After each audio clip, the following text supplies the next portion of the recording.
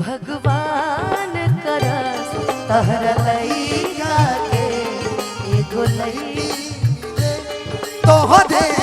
जैसन भगवान करस तहर लइका के एगो लइका मिले तोहरे जैसा शायद तब तोहरा पता चले शायद तब तोहरा पता चले धोखा के दर्द होला कैसा भगवान करस तोहरा लइका के एगो लइका मिले तोहरे जैसा भगवान करस तोहर लइका के एगो लइकी मिले तोहरे जैसा हो इश्क में तो हर चीज मिट जाती है बेकरारी बन के हमें तड़पाती है हो याद याद याद बस याद रह जाती है याद याद याद बस याद रह जाती है। रजब भैया जिस हिसाब से हम लोगों ने सैड सॉन्ग गाया है हमेशा गाते भी हैं लोगों को बड़ा पसंद आता है हम लोग के गम के गाने ट्रेंडिंग में रहते हैं बहुत बड़ी बात है याद में देखो बना है ये हंसी ताजमहल प्यार में कोई लिखे शाम शहर शोक गजल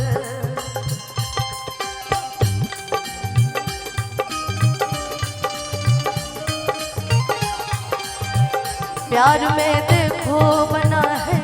हंसी ताजमहल प्यार में कोई लिखे शाम शहर शोक गजल और तू नहीं है तेरी याद मुझे सताती है तू नहीं है तेरी याद मुझे सताती है याद याद याद बस याद रह जाती है याद याद याद बस याद रह भैया जाती है। लेकिन एक लाइन मैं भी बोलूंगा जब प्यार की बात आती है तो प्यार के बारे में थोड़ा बहुत मुझे भी पता है। अरे आपको सब पता है प्यार गर गुनाह हो तो प्यार हम कैले रे बनी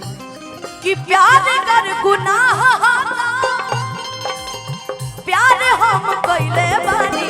आज ले तोहार फोटो आज ले तोहार फोटो कर जवाब में धैले रे बनी आज ले तोहार फोटो कर जवाब में धैले रे बनी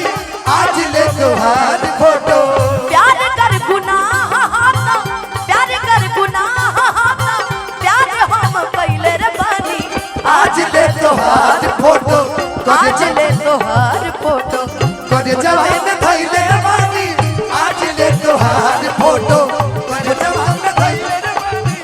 आज ले तोहार फोटो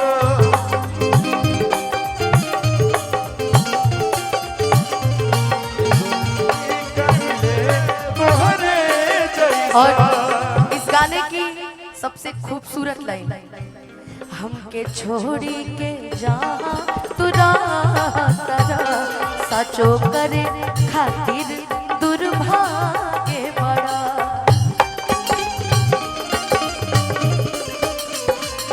हम गीता पहात धके कहिए नु दे हम गीता पहात धके कहिए नु दे तू धोखा देवे में सबसे आगे बढ़ा तू धोखा ई पागल अनुपमा कब सोचालस ना ई पागल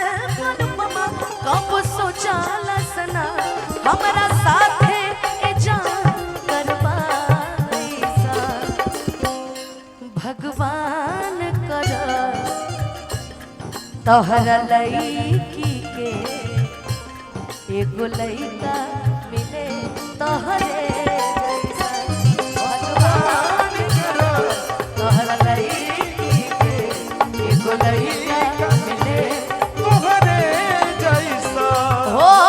तब तोहरा पता चली तब तोहरा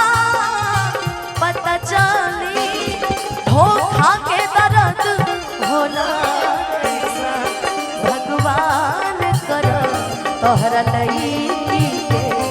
एगो लईका मिले तोहरे जैसा भगवान करा तोहरा लईका के एगो लईकी मिले तोहरे जैसा भगवान करा तोहरा लईका के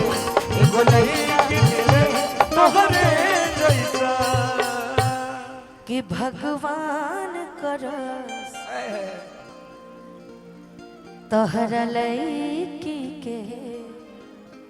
एगो लईका मिले तोहरे जैसा।